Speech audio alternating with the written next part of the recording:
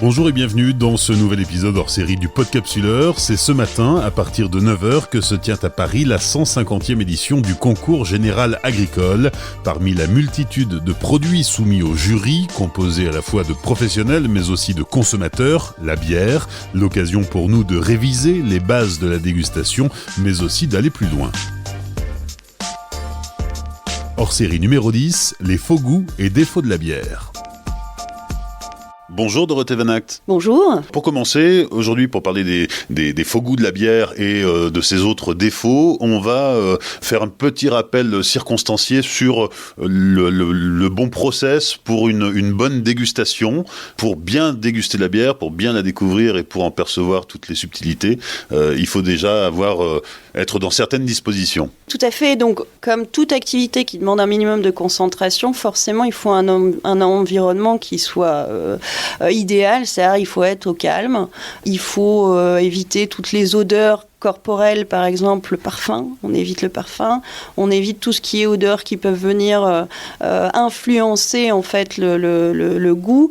On pense aussi au verre, on rince bien le verre, c'est très important, surtout si on a utilisé un liquide vaisselle qui pareil marque un petit peu. Voilà, faut éviter tous les biais de dégustation qui vont autour. Pareil, quand on déguste en groupe, c'est important, on échange.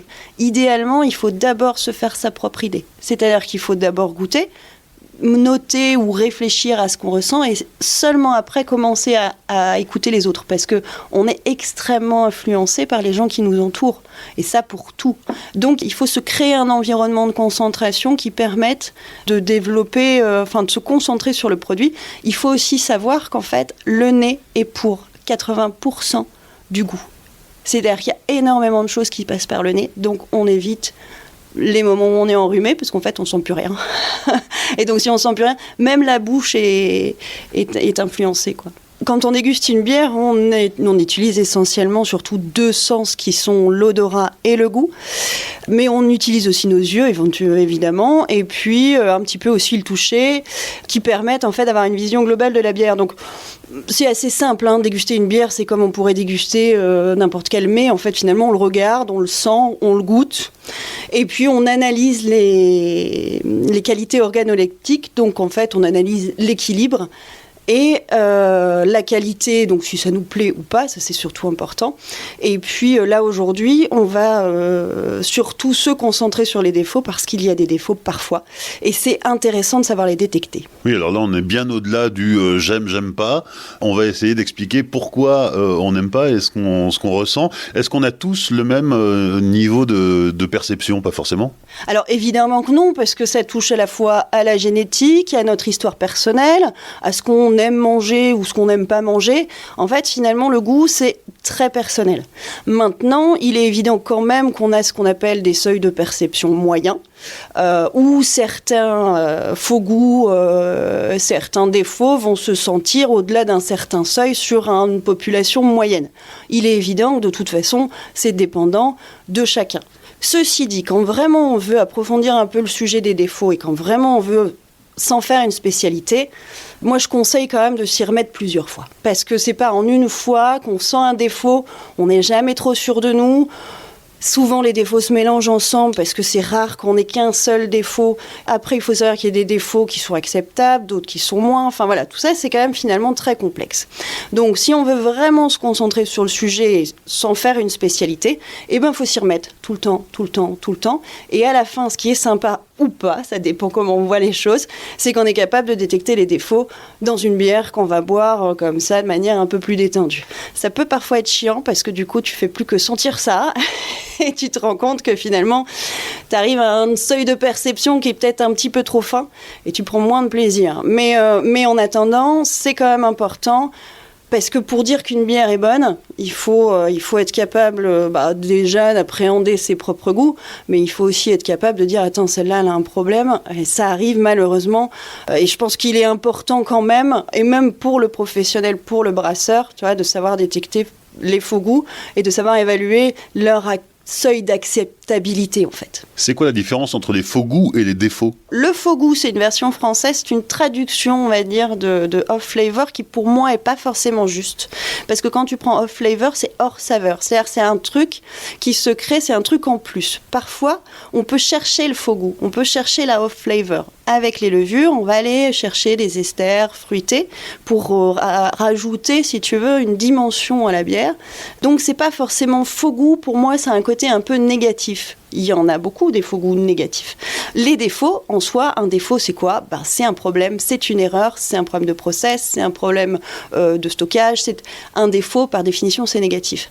Le faux goût peut apporter quelque chose à la bière et peut donner un goût supplémentaire. Donc pour percevoir ces faux goûts et ces défauts, il n'y a pas d'autre solution que de pratiquer, de s'exercer, de s'entraîner encore et encore pour les connaître, pour les apprendre et pour réussir à les détecter ? Pour moi, évidemment, tu peux pas en une fois te dire tiens, ça sent le beurre rance, c'est bon, c'est tel truc. C'est hyper compliqué. Déjà parce qu'il faut que ton cerveau il fasse le lien entre ce que tu vas mettre dans ta bouche, ce que tu vas respirer et la façon dont tu vas l'appréhender. Donc il faut forcément y retourner plusieurs fois, c'est comme tout. Mais ça marche avec toutes les dégustations que tu fais. Ton cerveau, il a besoin de répétition pour apprendre. J'ai cherché un peu sur Internet pour préparer ce qu'étaient les faux goûts et les défauts de la bière. Alors en fait, il en existe toute une liste, ils sont clairement identifiés et les origines sont multiples. Alors j'ai relevé bien sûr les bactéries, mais ça peut venir aussi d'un problème de température ou d'ébullition ou d'oxygénation ou de levure contaminée ou de nettoyage ou de qualité de l'eau ou même de la lumière. Oui, la lumière aussi, c'est-à-dire qu'une fois que la bière elle a été conditionnée, elle peut se retrouver parfois dans les étalages des épiceries spécialisées, des supermarchés, et donc être en lumière, on va dire. Et c'est ce qu'on appelle le goût de lumière ou le goût de moufette, parce qu'en fait, ça développe un composé qui s'appelle le mercaptan, qu'on retrouve aussi dans un autre défaut, qui en grosse concentration sont très mauvais, en petite concentration comme avec le goût de lumière, ça va. C'est les acides alpha et plus particulièrement les isomulones. Alors là, je pars dans une explication un peu compliquée pour les néophytes, mais en fait, c'est dû aux UV qui arrivent sur les houblons, en fait, sur les isomulones du houblon. Et donc, ça transforme encore une fois le goût de la bière et ça donne un côté un peu solvant, un peu désagréable. Voilà. Bon. Donc, le stockage, une fois la bière sortie de la brasserie, est très important aussi. Et malheureusement, encore une fois, on n'en parle pas assez. Le nettoyage des lignes aussi, pression dans les bars, c'est très important parce que du coup, ça peut générer une flocculation d'éléments dans la bière. On peut se retrouver avec une bière avec plein de petites particules. Olivier en a fait l'expérience il n'y a pas tellement longtemps. On peut aussi se retrouver avec des contaminations par des bactéries qui étaient dormantes et qui se retrouvent en fait avec le sucre qui peut se mettre sur les tuyaux, qui peut se développer dans la bière une fois servie. Enfin, tous les éléments du début, même de la récolte de l'orge et des céréales, pas que de l'orge d'ailleurs, parce qu'il peut y avoir du blé, du seigle et tout ça. Donc, dès la culture, en fait, du céréal, de la matière première, du houblon aussi, on peut potentiellement avoir des éléments qui viennent perturber l'équilibre organoleptique de la bière, qui fait que, à chaque étape de création, de fabrication, que ce soit des matières premières jusqu'à la consommation finale, on peut potentiellement développer un défaut. La propreté du verre aussi. Vous pouvez avoir des petites bulles qui s'accrochent au verre quand le verre n'est pas propre, qui fait que quand on regarde ça, visuellement, ça ne donne pas forcément envie. Normalement, une bière dans un verre propre, elle a un beau col de mousse, on ne voit pas les bulles qui s'accrochent au verre, c'est vachement plus agréable et acceptable de consommer dans ces conditions. Donc encore une fois, des défauts, il y en a plein, potentiellement peuvent se retrouver être la cause de plein d'histoires de fermentation, de machin, de services aussi. Maintenant, je vous rassure, encore une fois, il y a des seuils de tolérance et la plupart du temps, beaucoup de ces défauts potentiels sont en dessous du seuil de tolérance, de perception de saveur, et en fait, on ne s'en rend même pas compte. Donc, c'est ce qui fait qu'une bière, qu'on a envie d'en reprendre une deuxième et qu'on l'apprécie pour ce qu'elle est et pas pour ce qu'elle pourrait être. Un défaut, quand c'est un défaut, arrive rarement tout seul. Et c'est ce qui fait que justement, on arrive avec une complexité de odeurs et c'est parfois difficile aussi de les différencier. Est-ce qu'on connaît tous les défauts ? Oui, parce qu'on connaît le processus. Donc on sait où il peut potentiellement y avoir un problème. On a un potentiel d'études aussi qui nous permettent d'avoir une approche. Et en plus, si tu veux, il peut y avoir un défaut dans une bière, mais qui ne soit pas, encore une fois, par rapport à nos seuils de perception, seuils de saveur, en fait, qu'on ne détecte pas, parce que la concentration, elle est beaucoup trop petite. Donc tout aliment, à partir du moment où il est transformé, voire même avant, à partir du moment où il est en contact avec l'oxygène, potentiellement peut développer des faux goûts. Quand on voit un fruit qui moisit, quelque part on pourrait considérer ça comme un défaut. C'est-à-dire qu'à un moment donné, il y a une levure indigène, un champignon indigène qui est venu sur le fruit et qui a commencé à le dégrader. Et bien pour la bière, c'est un peu pareil. Le risque zéro n'existe pas, donc potentiellement tous les brasseurs, qu'ils soient petits brasseurs artisanaux, moyens brasseurs artisanaux ou gros brasseurs industriels, sont exposés au faux goût ? Tous sont exposés au faux goût. Parce qu'en fait, ces faux goûts sont présents, ces potentiels défauts, ces composés chimiques sont de toute façon présents dans la bière. Après, c'est la façon dont ils s'expriment et finalement les interactions qui vont se passer entre, encore une fois, l'oxygène, les levures à une certaine température, des bactéries qui pourraient venir des matières premières, des bactéries qui viennent de l'air. Et en gros, c'est ces interactions-là qui vont développer ou pas un faux goût, qui vont développer ou pas un défaut. Les faux goûts et les défauts, ils ont des origines qu'on connaît, qui sont identifiées et qui peuvent être finalement très diverses. Il n'y a pas que l'histoire de la bactérie. Ah non, la bactérie, c'est qu'une toute petite partie, si tu veux. Il y a une histoire de stress des levures, il y a une histoire de chimie aromatique. Ça peut venir de partout. Encore une fois, c'est les interactions entre les composés et les composants qui vont faire que ça développe un faux goût ou pas.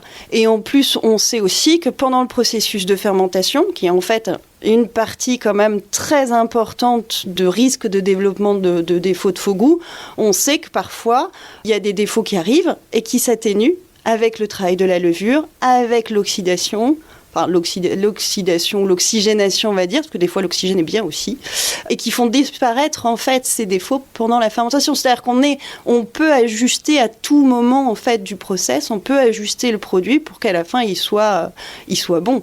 Et encore une fois, on parle parfois de trucs qui font rappeler, on le verra tout à l'heure, les solvants ou même certaines composés chimiques néfastes pour la santé. Je tiens à rappeler quand même que c'est des toutes petites concentrations qui font qu'en aucun cas c'est dangereux, quoi. Voilà. Enfin, c'est juste qu'on en retrouve partout dans tous les aliments et que dans la bière n'est pas exemple de ce genre de défaut. Tu disais tout à l'heure, Dorothée, que entre le faux goût et le défaut, finalement, la nuance était ténue parce que certains faux goûts peuvent devenir un défaut.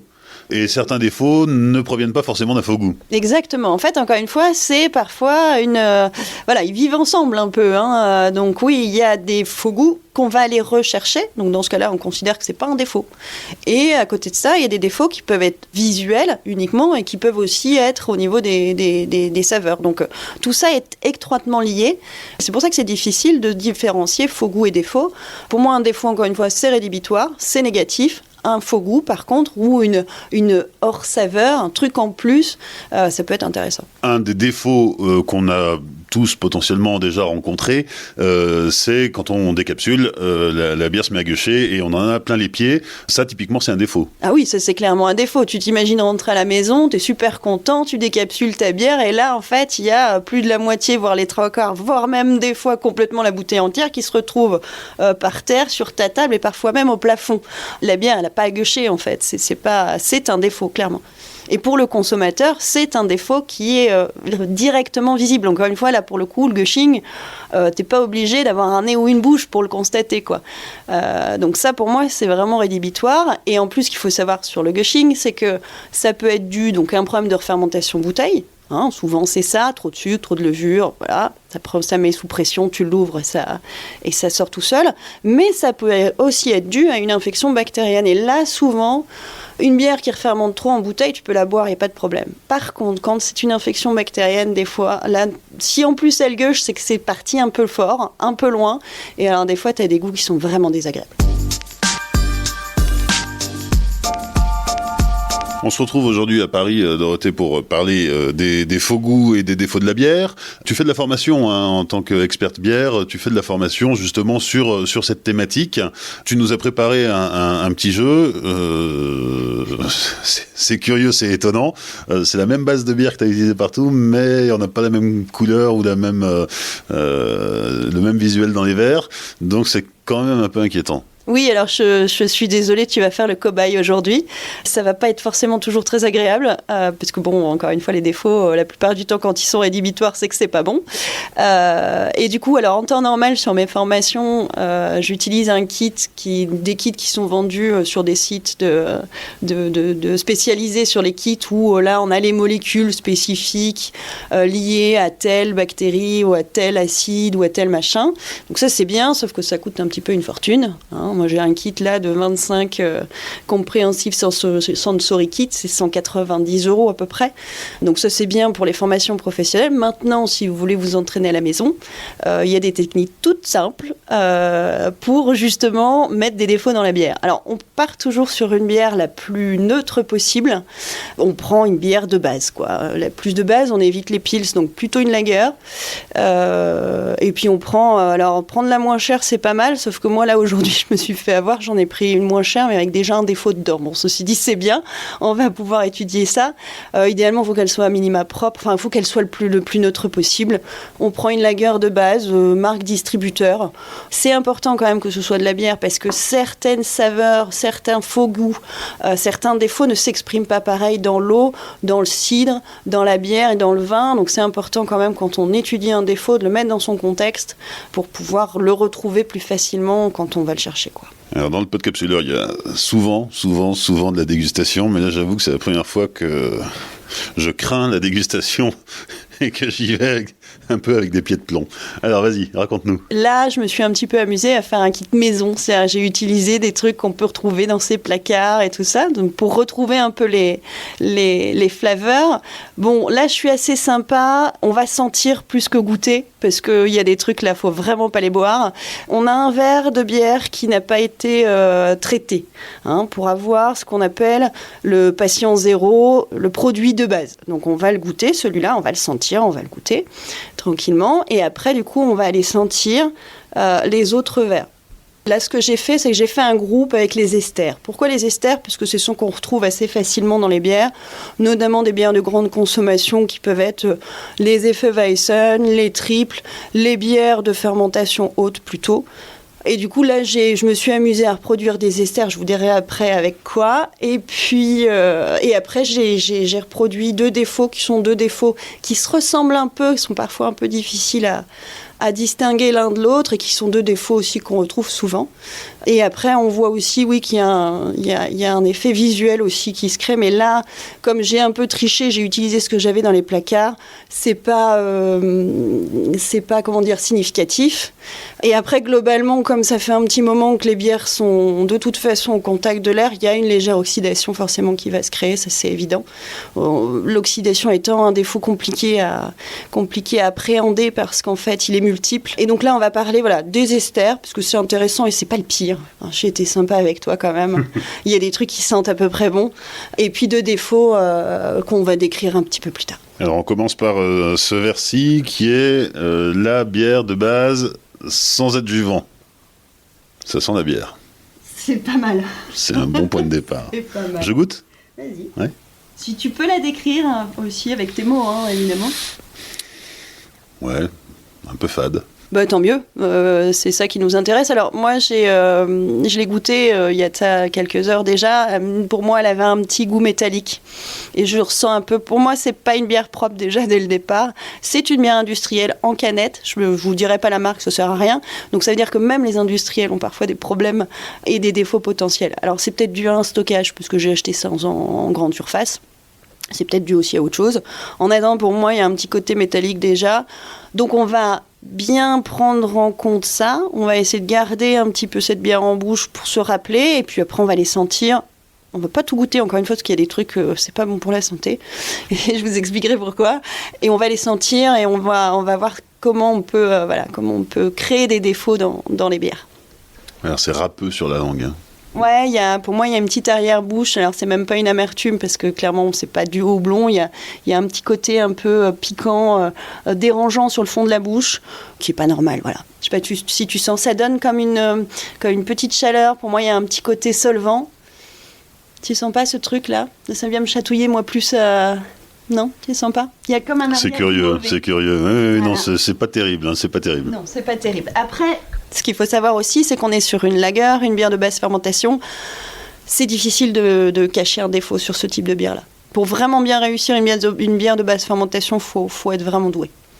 Donc là, j'ai fait un premier exercice sur les esters. Alors les esters, c'est quoi? Les esters, c'est les produits de levure. C'est-à-dire souvent, en fonction de la souche de levure qu'on va choisir, elles vont exprimer plus ou moins d'esters.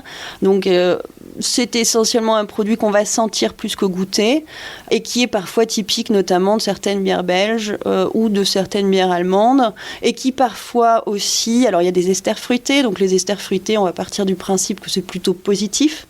Ça va apporter une rondeur, une sensation de sucré à la fois au nez et en bouche. Après, parfois, quand c'est en concentration un peu importante, ça peut être gênant parce que tu finis par sentir que ça et que parfois ça tourne un petit peu aussi sur l'arôme chimique. On va le sentir tout à l'heure. Et puis après, on a un ester qu'il faut surtout éviter, qui celui-là, il sent pas bon. Donc je vais te tester là-dessus, Olivier. Donc je te propose de sentir les verres que tu as devant toi et de me dire ce que tu sens. Au hasard. Tu peux commencer. Alors celui-là, on va le passer après, parce que celui-là c'est le plus technique, on va dire. Tu peux commencer par cela et me dire éventuellement ce que tu sens. C'est parti. T'as fait tremper un truc dedans? Oui, alors comme j'ai fait mon kit maison, oui, j'ai fait tremper un truc dedans. Ouais. Mais en plus, parce que c'est un... alors, je sais pas, mais je dirais, parce que c'est un bonbon que j'aime beaucoup, ça sent l'arlequin. Exactement, bravo. Comme quoi, faut se faire confiance. Faut pas avoir peur d'aller chercher ses goûts. Alors typiquement, oui, là, j'ai fait tremper un arlequin dedans. Donc le faux goût, c'est quoi? Le faux goût, alors là, c'est un ester fruité créé par la levure. Donc le faux goût, c'est cette odeur-là. Donc tu t'imagines une bière avec cette odeur-là. Est-ce que tu vas l'apprécier ou pas? Là, on est sur une odeur qui est plutôt agréable. Tout ce qui est odeur de fruité, de sucré, si on évite les tanins, c'est plutôt agréable. Et ça, c'est des odeurs qu'on va retrouver régulièrement dans la bière, notamment tout ce qui est, souvent, des bières belges avec un taux d'alcool assez élevé et un taux de sucre résiduel aussi assez élevé. Je retrouve de la banane et du kiwi. Ah oui, le kiwi, c'est intéressant, surtout la banane en fait, finalement. C'est ça, c'est un des esters les plus connus et les plus remarquables en fait. Donc ça vient des levures. C'est ça vient des levures, ouais. Alors le deuxième, je sens rien. Si ça ne sent pas, c'est peut-être parce que j'en ai pas mis assez. Alors après, tu peux remettre le nez dans ce que j'appelle le patient zéro, dans la bière qui n'a pas été traitée. Ça aide parfois à remettre un peu les papilles. Je peux aussi aller te chercher du café. C'est-à-dire que tu peux sentir le café pour remettre ton nez à zéro. Ouais, bon, c'est quand même vachement moins marqué. Ça, c'est la banane uniquement. Je la sens pas. Tu la sens pas? C'est vrai que c'est peut-être pas... je vous expliquerai comment j'ai fait tout à l'heure, donc peut-être que là, ça nécessiterait d'en mettre plus. Le petit dernier sur les esters fruités, encore une fois. Donc celui-là, normalement, tu le trouves.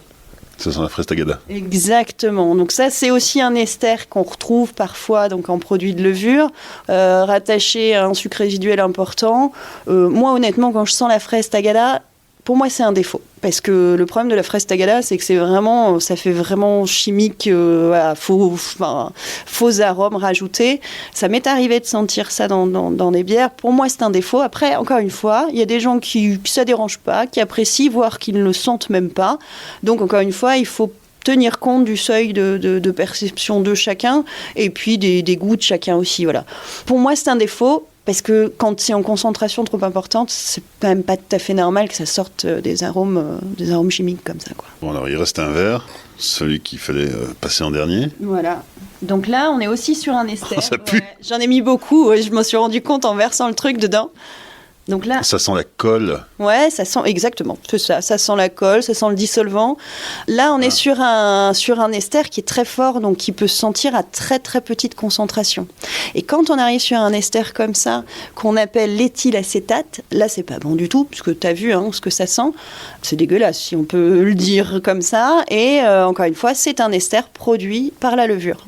Donc là, c'est rédhibitoire, faut la jeter, quoi. Oui, donc autant on peut avoir des esters fruités et qui seront surprenants, mais pas forcément mauvais ou désagréables, autant on peut avoir des choses beaucoup plus chimico-chimiques qui, là, rien qu'au nez, vont nous dire « attention, faut pas boire », quoi. Exactement, en fait, c'est juste pour te dire, oui, surtout, tu bois pas. Et en effet, on est sur, on va dire, la même famille de produits de levure. Par contre, voilà, il y en a un qui est rédhibitoire et les autres qui, en fonction de la concentration et du seuil de perception de chacun, peuvent être acceptables. Alors si on veut reproduire ça à la maison, j'ai l'impression qu'on est... Ne faites surtout pas ça à la maison. Bah si, non, on va vous dire, allez-y, faites-le, entraînez-vous, parce que c'est comme ça qu'on va éduquer son nez et son palais.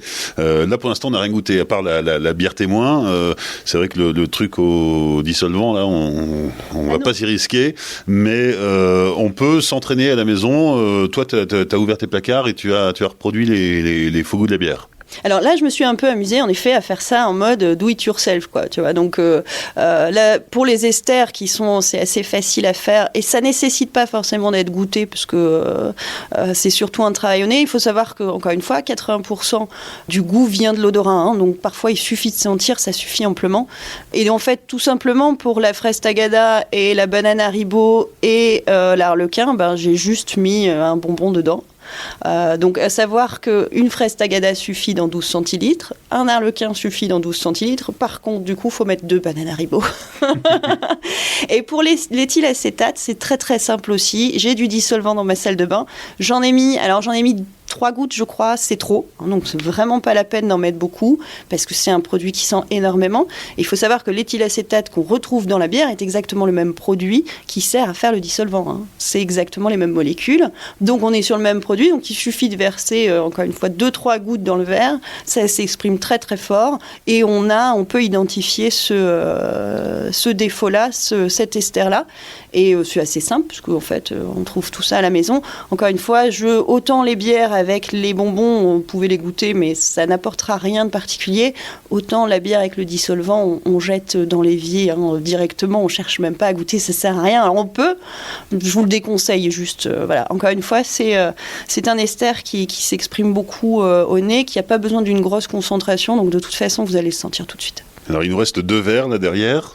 Donc là, on n'est plus sur des esters, on est sur des produits de fermentation, mais qui sont dus à des problèmes de température trop haute, de stress de levure, enfin, qui sont dus souvent aussi à plusieurs facteurs. Là, on est sur 2 défauts qui sont assez aussi souvent détectables et présents malheureusement dans la bière. Donc là, je vais te faire goûter le premier. Alors, il faut faire attention parce que c'est 2 défauts qui peuvent parfois se mêler. Mais là, la façon dont j'ai fait les trucs fait qu'on sent bien la différence quand même. Ça sent la crème pâtissière. Ah, pas mal, avec une petite pointe de caramel. Ouais, non, mais je sens la crème pâtissière, oui, effectivement, peut-être un peu de caramel, oui. Ça sent ça et en même temps pas toujours ça en fait. Là on est sur un défaut qui s'appelle le diacétyl, donc ça sent habituellement le beurre rance. Là je l'ai tourné caramel et c'est peut-être un peu trop sucré parce que j'ai mis un Werther's original dans le verre. Parce que pour moi c'est ce qui se rapproche le plus à cette odeur de toffee. Tu sais, ce truc un peu café caramel laiteux. Et ça c'est un défaut qu'on retrouve assez souvent. Ça peut aussi avoir un petit côté mielleux vanille. Parfois même en bouche, ça peut donner un petit côté huileux. C'est-à-dire qu'on va avoir une texture qui est un peu sirupeuse comme ça. C'est assez bizarre. Quand on en arrive là, c'est que vraiment il y a une concentration assez forte. Et en fait, ça c'est dû encore une fois à un process de brassage. Donc soit un problème de température trop basse en fin de fermentation, ou encore une fois une contamination bactérienne. Mais c'est corrigeable quand même en cours de fermentation grâce à un pitch de levure, comme on appelle ça. C'est un défaut qu'on peut retrouver parfois quand ça sent le beurre, c'est qu'il y a du diacétyl. Donc il nous reste un verre ? Il nous reste un verre, donc c'est aussi un défaut qu'on a parfois tendance à mêler un peu avec le défaut du diacétyl. Donc je te laisse sentir et me dire ce que tu sens. Donc là, en fait, il vient de ressentir donc, la bière qui n'a pas été traitée pour ressentir celle qui est traitée, pour justement remettre un peu le nez à niveau, parce que bon, là, on en est au 2, 4, 5, 5e verre, donc le nez, c'est comme tout, peut potentiellement saturer. Et là, c'est vrai que j'ai pas mis une concentration dingue, mais après, c'est très, très spécifique comme odeur. T'as vu, je te fais pas goûter, je te fais juste sentir. Parce que je pourrais te faire goûter, et là, ce serait beaucoup moins drôle. Je sens un truc un peu, peut-être un peu vinaigré ou. Ça sent le maïs, le jus de maïs en boîte. Donc là, c'est pas compliqué. Pour faire ce défaut-là, j'ai pris du jus de maïs en boîte, quoi. Donc c'est très spécifique. Et ça, c'est spécifique de ce qu'on appelle le DMS, qui va sentir le maïs en boîte, le popcorn, les petits pois, le chou, le brocoli, l'oignon, les épinards. Ah, alors le chou. Ouais, j'aurais peut-être pu dire le chou. Oui, parce que ça se rapproche, en fait, finalement. Ça se rapproche pas mal. Après, encore une fois, ça dépend de notre perception. Toi, tu vas avoir retenu le chou comme en rapport avec cette odeur spécifique. Le maïs est un produit de consommation assez générale. Souvent, on sent le maïs. Mais le popcorn aussi, parce qu'on peut avoir un petit ester, justement, un peu fruité qui vient s'ajouter. Et là, ça arrondit un peu le truc. Et du coup, on se retrouve, en fait, à sentir plutôt le popcorn, qui est finalement, le popcorn, c'est du maïs, en fait, cuit, mais c'est du maïs. Et donc ça, le DMS, c'est un composé de soufre, pareil. Alors lui, il peut arriver à plusieurs niveaux. Il peut arriver au moment de l'ébullition, c'est-à-dire qu'habituellement on brasse la bière, on la filtre, on la monte à ébullition justement pour éviter tout ce qui est infection bactérienne, problème éventuel, pour faire ce qu'on appelle la casse enzymique. Je n'entrerai pas dans les détails parce que même moi parfois je m'y perds un peu. Donc si l'ébullition n'est pas suffisante, le problème de nettoyage aussi, mais ça forcément la brasserie c'est 50% de brassage et 80% de nettoyage. Alors je sais, ça fait pas le compte, mais c'est fait exprès. Une contamination par la levure, par les bactéries, un refroidissement exagéré. En gros, le DMS, on le retrouve assez souvent parce qu'il peut arriver à plusieurs étapes du process, donc potentiellement on peut le retrouver plus facilement, parce qu'on peut faire l'erreur plus facilement aussi. Très facilement à la maison, on peut s'entraîner à détecter les faux goûts. J'imagine que tout ça se trouve sur Internet. On peut faire ces petites recettes à la maison. On nous explique comment faire et ensuite il faut s'exercer, il faut pratiquer et surtout il faut y revenir pour que le petit à petit le cerveau ait le réflexe de dire attention, ici ça sent le popcorn ou ça sent le maïs et c'est un défaut de la bière. Exactement, donc on peut, alors sur Internet, vous trouvez les petites recettes en effet, moi je peux faire un petit article sur le sujet. Il y a les saveurs gastronomiques aussi qui expliquent comment retrouver, parce qu'on peut faire des défauts, mais on peut aussi faire d'autres saveurs qu'on peut retrouver dans la bière. On peut s'amuser aussi à retrouver les principes aromatiques du houblon si on veut. Parfois on peut s'amuser à comme ça, venir aller chercher un élément typique pour justement que le cerveau l'imprime, c'est-à-dire que quand on arrive sur un produit global où il faut décomposer pour retrouver la saveur recherchée, c'est jamais facile. Et le cerveau va y arriver à partir du moment où lui-même l'a identifié comme tel. Donc, savoir le détecter de manière, on va dire, unique permet justement au cerveau de le retrouver plus facilement, et répéter l'exercice, encore une fois, permet au cerveau d'avoir vraiment bien imprimé. Après, ça, c'est à condition vous vouliez trouver les défauts dans la bière. Encore une fois, comme je dis, au bout d'un moment, le seuil de perception change. Quand on commence à détecter le diacétyl ou le DMS, par exemple, parfois, on le détecte alors que son voisin ne le sent pas du tout. Certaines personnes aiment aussi cette odeur, aiment aussi ce goût. Donc, encore une fois, c'est très personnel. Moi, je me rends compte maintenant que j'en sens assez souvent dans beaucoup de bières. Donc, pour moi, ça peut être un problème le jour où j'ai juste envie de boire une bière tranquillement. Peu m'importe s'il y en a ou il n'y en a pas, et si je considère ça comme acceptable ou pas. Et parfois, c'est un peu compliqué parce qu'on prend peut-être moins de plaisir à la dégustation quand on va trop dans le détail. Et c'est intéressant pour les professionnels parce que ça permet de se dire, voilà, est-ce que ma bière est bonne, quoi ? Est-ce qu'elle est propre à la consommation ou pas ? Je pense que ça fait partie de la culture du professionnel de la bière, de savoir détecter tel ou tel défaut, de le corriger, voire parfois de dire non, là la bière elle n'est pas comme je veux qu'elle soit, ou comme elle doit être, parce qu'il y a ça aussi, donc je la commercialise pas, ou je fais en sorte de corriger ce défaut, voilà. Quand on est brasseur, comment est-ce qu'on fait quand on se rend compte qu'on a un problème de faux goût ou un défaut sur sa bière? Alors, tu nous as expliqué qu'il y avait certains problèmes qui pouvaient être rectifiés, mais une fois qu'on a mis en bouteille et qu'on goûte sa bière, une fois qu'elle est censée être propre à la consommation et qu'il y a quelque chose qui ressort, on fait quoi? On met tout à la poubelle? Alors, c'est là que c'est compliqué, encore une fois. Souvent, quand on en arrive là, on a livré le client, c'est le client qui nous passe un petit coup de fil en disant « Écoute, j'ai un problème, ta bière, elle gueuche, ta bière, elle est oxydée parce que là, elle est devenue complètement trouble alors que c'est censé être une blonde, ta bière... voilà. Dans ces cas-là, en fait, il y a deux solutions. Alors, la première est déjà de vérifier. Alors, quand un professionnel vous appelle pour vous dire il y a un problème dans ta bière, il faut quand même le prendre au sérieux parce que c'est un professionnel. Donc comme le brasseur, le caviste, le barman, s'il constate une erreur, c'est qu'il faut d'abord lui donner raison. Donc on va faire quoi? On va ouvrir une bière du même lot, on va goûter au fût une bière du même lot pour voir s'il y a répétition. Parce que parfois, une bouteille mal lavée par le fournisseur avec de la poussière dedans amène forcément un défaut. Donc il peut y avoir des défauts isolés. C'est là que c'est compliqué. Donc si c'est un défaut isolé, on s'excuse platement et on échange si possible. Le mieux, c'est l'échange. Il y a aussi parfois des problèmes, encore une fois, de nettoyage de tireuse qui fait que parfois, ou de problèmes de saturation, c'est-à-dire de gestion de compression contre pression, où il va y avoir un fût qui va mousser énormément chez un client et pas du tout chez l'autre. Mais là, c'est un problème technique. Ça, c'est le gérant du bar ou le barman qui peut-être connaît pas assez sa technique et ses réglages de CO2. Donc là, il faut essayer de comprendre. En fait, il faut toujours essayer de comprendre la nature du problème. Savoir si c'est isolé ou si c'est général. Si c'est isolé, on s'arrange, on discute, on échange. Si c'est général, là, il faut s'inquiéter.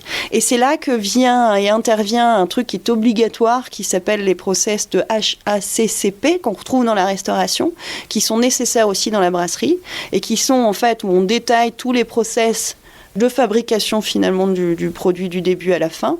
Et dans ces techniques-là, on a la technique de vérification, et où pour chacune de ces étapes, on a listé, en fait, ce qui nous permet de vérifier que ce process est fait dans les meilleures conditions. Et à partir de là, une fois qu'on check toutes ces étapes, on finit normalement toujours par trouver le problème. Je discutais avec quelqu'un un brasseur qui m'expliquait que il connaissait une brasserie qui était à côté d'une fromagerie. Et donc, qui dit fromagerie, laiterie, dit acide lactique. Et donc, il avait des problèmes systématiques sur ses bières. Quid de savoir jusqu'à quel point les bactéries lactiques de l'air de la fromagerie d'à côté viennent influencer son air ambiant à lui. Tout ça, c'est des questions à se poser. Il suffit juste d'observer et encore une fois d'aller chercher point par point. Normalement, une hygiène correcte, une bonne température de fermentation, une bonne ébullition du mou et une propreté générale de tout, c'est la base. Donc chaque brasseur est capable de faire ça. Normalement, ça pose pas de problème.